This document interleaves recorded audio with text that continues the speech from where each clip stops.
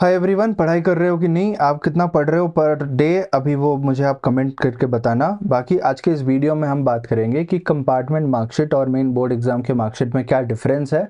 ये मार्कशीट का कुछ प्रॉब्लम होगा कि आगे चल के अगर आपके पास दो मार्कशीट हो गया तो कौन सा मार्कशीट वैलिड है या दोनों को आप कैसे यूज करोगे आगे चल के, सभी के बारे में हम बात करेंगे। सो वीडियो को एंड तक जरूर देखना। अभी मैं आपको स्क्रीन पे लेके चलता हूँ और यहाँ पे आप देख सकते हो मेरे सामने दो मार्कशीट है, स्टूडेंट ने ही शेयर किया है। अभी हम कंपेयर करते हैं। एक पुराना वीडियो भी है मेरे चैनल के ऊपर जहाँ पे कुछ और डिफरेंसेस थे। अभी ज़्यादा कुछ डिफरेंस नहीं है, डिफरेंस जो है वो मिनिमाइज कर दिया गया है। चलिए बात करते हैं इसके बारे में। अभी ये जो पहला मार्कशीट है आप देख सकते हो 2024 लेटेस्ट मार्कशीट है, इसी साल का मार्कशीट है। और सीनियर स्कूल सर्टिफिकेट एग्जामिनेशन यहाँ पे लिखा गया है। सर्टिफाइड दैट, ये स्टूडेंट का रोल नाम यहाँ पे होता है, फिर रोल नंबर, फिर mother's name, father's name, school name, ये सब ब्लर आउट कर दिया गया है। स्टूडेंट ने ही भेजा है। यहाँ पे एक सीरियल नंबर रहता है, यहाँ पे रजिस्ट्रेशन नंबर रहता है, ओके, जिसका कोई उतना वैल्यू नहीं है। मोस्टली वैल्यू क्या है, यहाँ पे रिजल्ट क्या लिखा है इसमें, ये स्टूडेंट का जो था वो कंपार्टमेंट था और ये इस जगह पे मार्क्स ग्रेड्स जो भी थे, ओके। तो वो फेल हो गया था। अभी क्या किया, वो जाके दोबारा एग्जाम दिया। सब्जेक्ट्स भी आप देख सकते हो, यहाँ पे सभी सब्जेक्ट्स लिखे हुए हैं, मेंशन्ड है। और रिजल्ट आपको पता है कि 13 मई को रिजल्ट आया था, ओके, मतलब 13/5। सो 13 मई को रिजल्ट आ गया और रिजल्ट प्रिंट का डेट उसी दिन का हो गया। यहाँ पे कंट्रोलर ऑफ एग्जामिनेशन लिखा हुआ है। So clearly everything is visible. But एक चीज आप यहाँ पे नोट करोगे जब हम कंपार्टमेंट मार्कशीट के बारे में बात करते हैं, यहाँ पे 2024 लिखा है, senior school examination, senior school certificate. यहाँ पे नाम है, यश स्टूडेंट का नाम है, roll number, mother's name, father's name, school name, वो सब हो गया। मार्क्स अभी अपडेट हो गए और रिजल्ट हमारा स्टेटस पास डिक्लेयर हो गया। और रिजल्ट का डेट यहाँ पे देख सकते हो, 2 अगस्त। 2 अगस्त को आया था कंपार्टमेंट का रिजल्ट, वो आपको पता है। सब्जेक्ट्स सेम, वही सब्जेक्ट्स हैं। तो एक चीज हमें पता चल गया कि जो सेम ईयर में एग्जाम देते हैं तो कंबाइंड मार्कशीट मिल जाता है। अगर आप ओवरऑल पास नहीं होते हो, ये देखो, ये 3 वाले तो आप छोड़ दो, बाकी रहे मेन 5 सब्जेक्ट। ये 5 में से इसको एक सब्जेक्ट में ये फेल हो गया था, तो अगर एक में वो फेल होता है तो टोटल में वो ओवरऑल में पास नहीं होता है, वो फेल हो जाता है। तो दैट्स वाई कंबाइंड मार्कशीट आता है। बट जिन लोगों का इम्प्रूवमेंट कैटेगरी में एग्जाम देते हैं, इम्प्रूवमेंट में क्या होता है, इम्प्रूवमेंट में आपका कंबाइंड नहीं आता, जिस सब्जेक्ट में आप देते हो उसी सब्जेक्ट का सिंगल मार्कशीट आता है, एक सब्जेक्ट। अभी ये स्टूडेंट क्या कर सकता है, अगर आपका भी ऐसा केस है, आप मार्कशीट को यूज कर सकते हो हर जगह, कोई टेंशन वाली बात नहीं है। बट डिफरेंस क्या है सर, वो बताओ।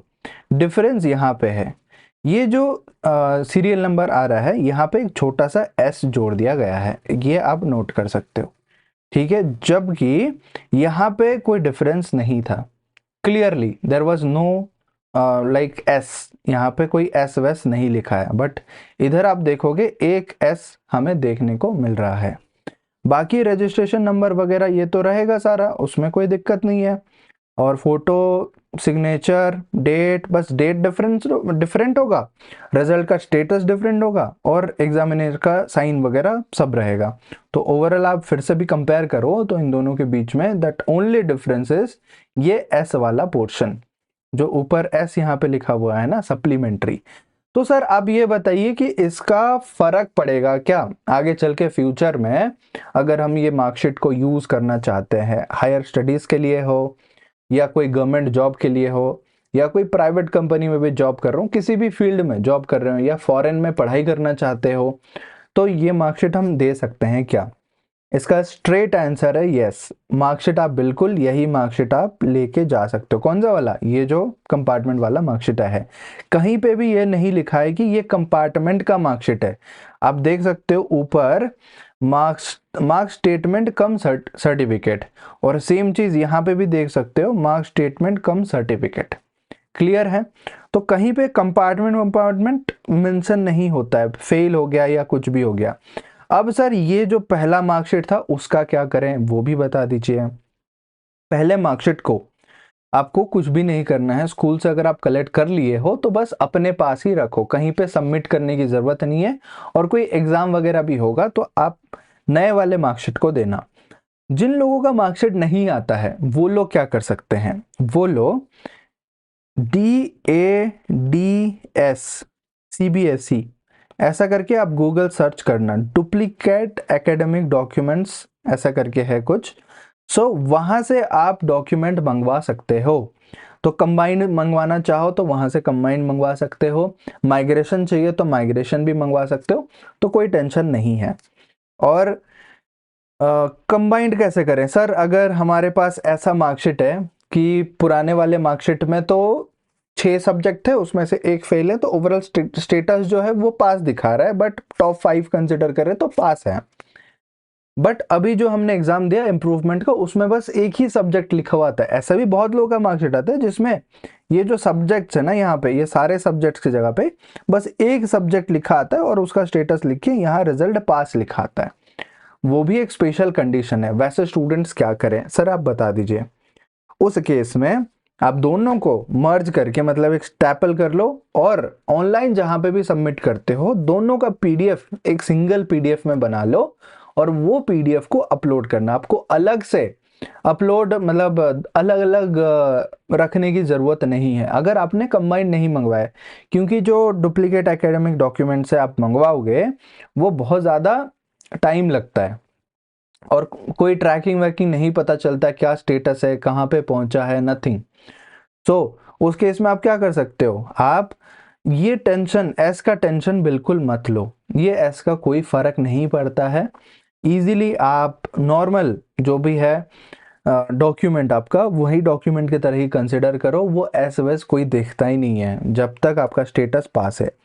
हाँ सर, तो एक और डाउट है कि ये जो सिग्नेचर ये जो डेट है, ये डेट में भी कुछ डाउट हो सकता है क्या, कि यहाँ पे 2 अगस्त लिखा हुआ है और यहाँ पे मेन बोर्ड रिजल्ट आने का 13 मई का डेट लिखा हुआ है।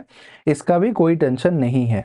देखो, अगर कोई आपको पूछता है ना आगे चल के कि ऐसा क्या है, ऐसा क्यों लिखा है, और अगर आप 2 मार्कशीट करते हो मर्ज करके उसको डालते हो तो उसमें क्या दिक्कत है। पहले C लिखा होता था कंपार्टमेंट, और कंपार्टमेंट नाम को जब CBSE ने चेंज कर लिया अभी S लिखा हुआ आता है। इसीलिए ये सप्लीमेंट्री हो गया, कंपार्टमेंट वाला सप्लीमेंट्री हो गया। बट प्रॉब्लम कुछ होगा क्या वो जानना है ना, तो बिल्कुल प्रॉब्लम नहीं होगा, बट आपके पास आंसर होना चाहिए कि आप क्यों फेल हुए थे या क्या रीजन है और कैसे आपने हैंडल किया, वो सभी मतलब बेसिक चीज़ सच बता देना बहुत सही रहता है। आप झूठ मूठ बोलोगे ना कुछ, अगर फेक जस्टिफिकेशन दोगे तो आप ही बाद में बुरा फंसोगे। इसीलिए कोशिश करो कि ये सब टेंशन मत लो, मार्कशीट जो मिलता है वो कलेक्ट कर लो। बहुत लोग स्कूल से कलेक्ट नहीं करते हैं, मैं बोलूँगा कि आप स्कूल से कलेक्ट कर लो मार्कशीट। मेन डिफरेंस क्या होता है, ईयर तो सेम है, सेम ईयर। हाँ, एक और क्वेश्चन था कि सर पासिंग ईयर कौन सा लिखा आएगा। अगर हम 2025 में पास होते हैं तो अभी कंपार्टमेंट ही लिखा हुआ है, तो जिस साल आप पास होगे ना उसी साल का ही आपका पासिंग लिखा होगा। अगर 2025 में जाके आप पास होते हो तो वहां पे 2025 ही लिखा आएगा, ठीक है, वहां पे 24 नहीं लिखा आएगा। तो पासिंग ईयर मैटर करता है। अभी अगर आप इम्प्रूवमेंट एग्जाम दे रहे हो, इम्प्रूवमेंट में आप 2024 में ही ऑलरेडी पास हो चुके हो, तो आपका 24 ही पास रहेगा। मार्क्स भले अपडेट हो जाएंगे बट क्यों रहेगा 25 का ईयर, 24 का ही ईयर रहेगा, 2024 ही रहेगा। So that is the main difference. अगर कुछ और डाउट है तो मुझे बताना, आई विल क्लियर दैट।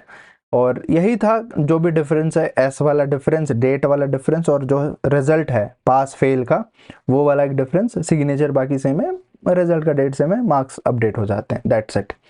तो वीडियो अच्छा लगा तो जल्दी से वीडियो को लाइक कर लो। चैनल पे पहली बार आया तो प्लीज चैनल को सब्सक्राइब कर लो। मिल रहे होंगे अगले वीडियो में, तब तक keep learning, keep exploring and keep smiling. Thank you so much.